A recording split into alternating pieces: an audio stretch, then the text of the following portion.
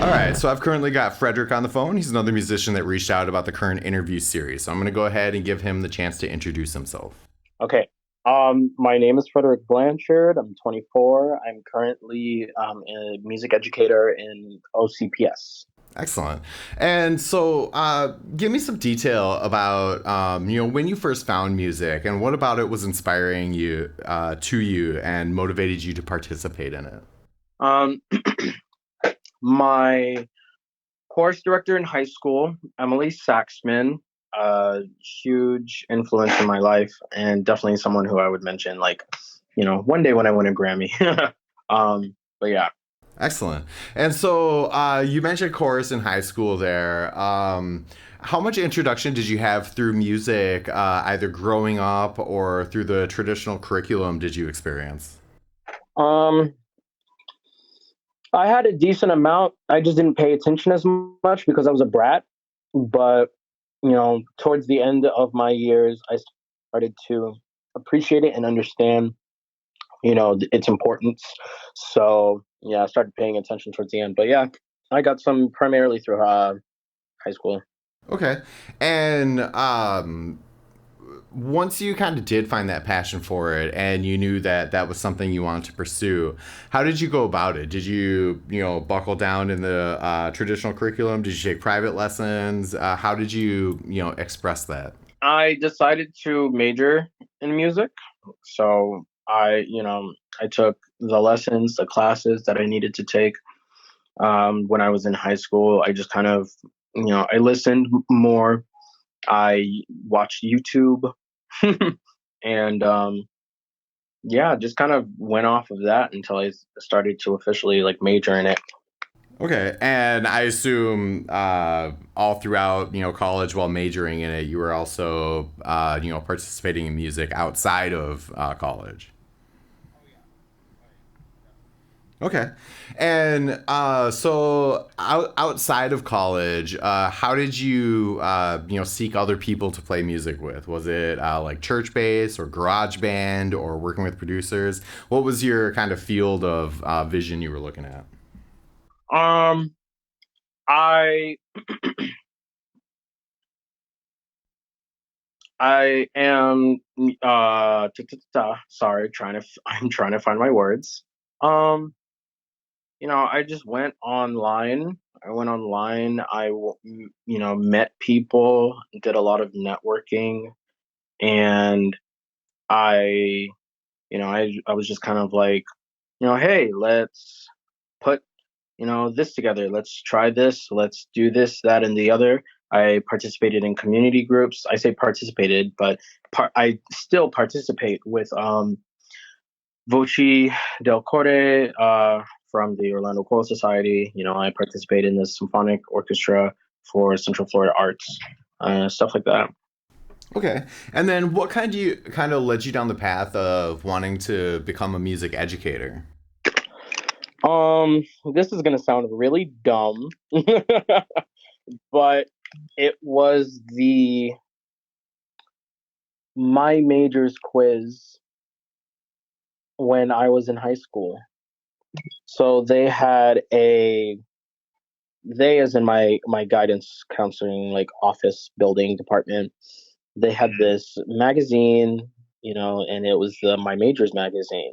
You would answer a series of questions, and then they would give you, here are the here's like a guesstimate on what major you would most likely, you know, thrive in and be successful in. And unfortunately for junior me at that time, it said music ed, and I was like, "Oh no, I hate kids. Why would I do that?" I'm like, I hate my classmates. So what is this? And then after 1 year of being a vocal performance major, I was like, okay, choral education. So earlier you mentioned that should you ever win a Grammy, you have somebody you want to thank. How do you see yourself going down the pathway of potentially winning a Grammy? Oh, I am setting myself up for success in my mind. I am planning on becoming a music director for a big orchestra, just like Boston Symphony, New York Phil, LA Phil. And I know that one day I want to do a great production and I want to record it and I want to submit it. And if there's an opportunity to, do something similar and submit it sooner, then absolutely. Sure. So, describe a little bit about the pathway going from music educator to like a music director of a well known symphony or production. Funny enough, I read an article that kind of led me down the path or helped me, down this path that I'm on, where there was he was an assistant conductor for Atlanta Symphony, but before that, he taught for a few years at a high school as the orchestra director. Um, and for me, voice is my strong suit, and I love choral music. Choral music is pretty much the reason why I became a music major. And so for me, I'm just kind of following down that same path where, I want to get all this teaching experience and learn how to work with kids, and adults and professionals. Because as you deal with, older age groups, it's a lot easier, a lot more serious. So, the skills are a lot more fine tuned. So for me, I will always appreciate music educators, music education itself. But I do know that at one point, or not at one point, but at some point, I will have to take my leave and head down the path of, freelance conducting and music directing and working with opera houses and choirs, so on and so forth. Okay. And so once you do kind of take that leap, you kind of mentioned some of the groups that you would have to work with there. Do you start with like a community chamber orchestra and then, shoot for, your state symphony and orchestra? Like how do you begin? What are the first steps to get into that? It really starts from you taking the initiative and looking for opportunities. So yes, it would really begin with a chamber group of some kind, whether you've started it yourself or there's this organization that's already established that's looking for a director. And after you get that training and you go on to that next step, then and you apply, then you get in, you do a great job with them. And then after that, you move on to another opportunity that may open up. And some people get to, get the luck of the draw and they'll get that 0 to 100 and career boost. And others will have to work their way up. And it really is just a matter of your personality and your musical talent, because especially if you have a very bad attitude and behavior in terms of just like how you interact with the musicians when there are mistakes that occur, and even professionalism, that can negatively affect your ability to be able to reach for those heights. Um, Now that's not everybody, but that is some people. But yeah, starting off there, and then from local groups, semi-professional groups, semi-professional to full professional, and then you find that place where you're happy, and then you stick to that. Okay. And then, obviously, in addition to potentially winning a Grammy, where do you see yourself, in the future? What is your career trajectory that you would ideally visualize? I want to travel the world. I want to travel the world all the way up until I retire, and then when I retire, I'll teach at Juilliard. um, but you know, everything, including really that retirement idea, or comment that I mentioned, is all kind of how I feel. I really want to go to different summer festivals and just, work with younger musicians and teach and learn about different cultures and how they deal with, their approach to music, how they deal with musicians and and their culture and all that other stuff, and work with them I say deal, but I really mean like work with them and interact with them and, see what they create and how they create it. Cause that to me, I find the most fascinating because it's just like there are so many variations. And in the end, the goal is the same. We want to share our hearts, our minds. We want to love. We want to show love and give love. And we've chosen to make pretty sounds, Hmm. and rather than just, pretty artwork and, working in the government and stuff like that. And I mean, there are still people that do that, but there are those of us who are just like, music is the only thing, and we just kind of laser focused in that. And so for me, I just see myself traveling and learning about all of that, and then sharing my experiences.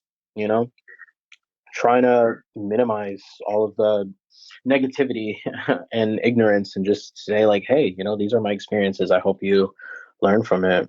Absolutely. So, on that topic of sharing experiences, what are some of your memories participating in music that have really stood out to you and keep you motivated?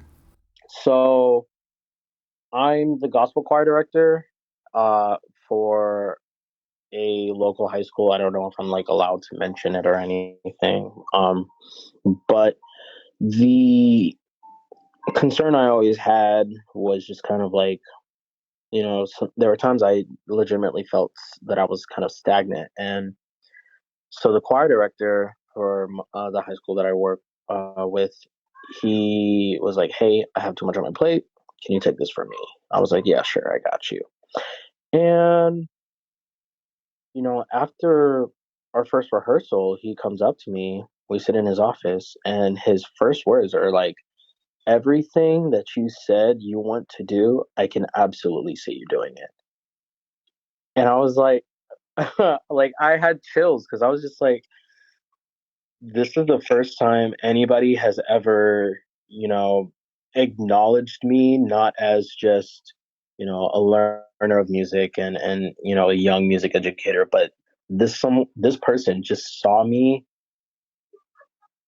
for me and my talent as a director and as a musician. And he actually just said that everything I've ever spoken to him about, all the things that I've mentioned earlier, everything, he's like, he sees me doing that because of the one out of that one rehearsal. So, and that happened, just this past year. So for me, that was huge. That definitely, you know, I already had my fire, but that definitely he added a lot of fuel to it. And now I just can't stop, won't stop. Hmm. um, and then if you want me to share another one, Sure. I Yeah. can. But I mean, this is also kind of related to my conducting. This was my senior year of high school, where my chorus director, uh, Miss Saxman, she had never had a student conductor before, and she did not know any of the rules or anything. So she's like, I have to read read into it, da da da da. And I'm like, okay. And then, a few days later, she's like, okay, so right now, it seems like the only thing I can really do for you is just encourage you and maybe like play the pitches on the piano. And so I had to get a choir, which in their case for MPA, music performance assessment, we we as student conductors had to get 17 or more students. And we put this choir together, we choose the music, and it's only one song, and then we submit it. And I chose the Seal Lullaby by Eric Whitacre. And that was very intense. There were moments where I felt like I just did not have it together. There were moments where I felt like nobody respected me. And then, right towards the end, we finally started to get somewhere. We made strides. We learned the song. We did the dynamics, blah, blah, blah. And then we get to MPA. We do the performance. The judge gives her comments. I accept them. The one thing I remember seeing, and my course director, she was very, very um, good about showing no emotion when it came to judging. You know, when we auditioned for solos, this and then the other, straight faced all the time.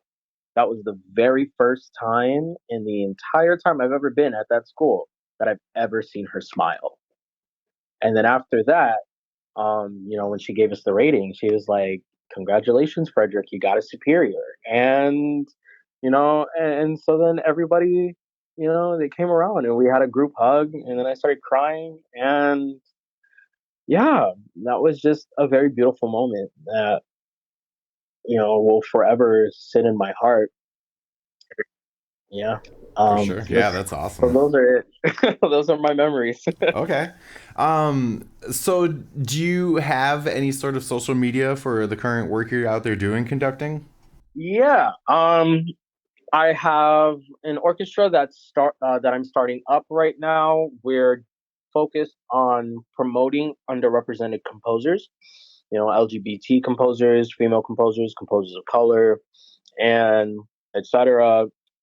And we're trying to just break the mold, create a truly diverse program. And you can find us on Facebook, Twitter, Instagram, and it's the Phone Ensemble, and it's spelled FOAN Ensemble.